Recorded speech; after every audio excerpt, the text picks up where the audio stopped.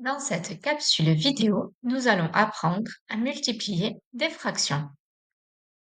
Dans une première partie, nous verrons quelle est la méthode pour multiplier des fractions. Dans une deuxième partie, nous verrons quelques exemples. Et enfin, dans la troisième partie, nous verrons quelle est la méthode pour diviser des fractions. Commençons tout d'abord par la méthode pour multiplier des fractions.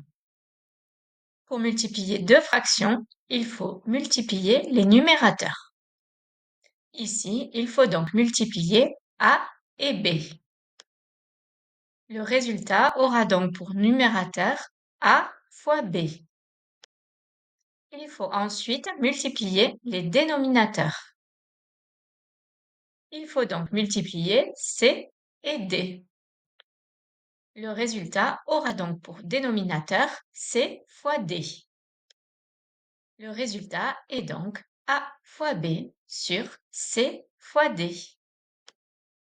Attention, il ne faut pas oublier de simplifier le résultat lorsque cela est possible. Nous allons maintenant voir quelques exemples. Prenons tout d'abord 1/3 fois 1/2. Il faut multiplier les numérateurs. Le résultat aura donc pour numérateur 1 fois 1. Il faut ensuite multiplier les dénominateurs. Le résultat aura donc pour dénominateur 3 fois 2. Le résultat est donc 1/6. Prenons maintenant un autre exemple. 5/6 fois 9/8. On multiplie les numérateurs. 5 fois 9.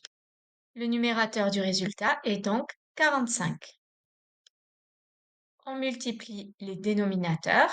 6 fois 8.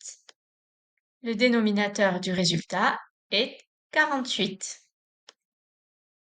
On remarque que 45 et 48 sont divisibles par 3. Il faut donc simplifier la fraction. 45 est égal à 3 fois 15. 48 est égal à 3 fois 16. On simplifie par 3. Le résultat est donc 15/16. Il est souvent plus simple de simplifier avant de multiplier. Voyons cela avec notre exemple. 5/6 fois 9/8 est égal à 5 fois 9 sur 6 fois 8. On remarque que 9 et 6 sont divisibles par 3. On peut donc remplacer 9 par 3 fois 3 et remplacer 6 par 2 fois 3. On simplifie par 3. On obtient 5 fois 3 sur 2 fois 8. On retrouve le résultat précédent qui est 15/16. Nous allons maintenant voir la méthode pour diviser des fractions. Diviser un nombre par une fraction revient à le multiplier par son inverse. Prenons le cas général A sur C divisé par B sur D. C'est égal à A sur C fois D sur B. D sur B étant l'inverse de B sur D.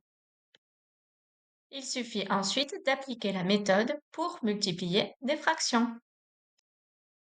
Revoyons maintenant tout ce que nous avons appris. Pour multiplier des fractions, je multiplie les numérateurs, je multiplie les dénominateurs, puis je simplifie avant ou après avoir effectué les multiplications. Pour finir, nous avons vu que diviser revient à multiplier par l'inverse. Voici quelques calculs pour t'entraîner. Réalise-les sur une feuille et envoie-moi ce que tu as fait sur le NT.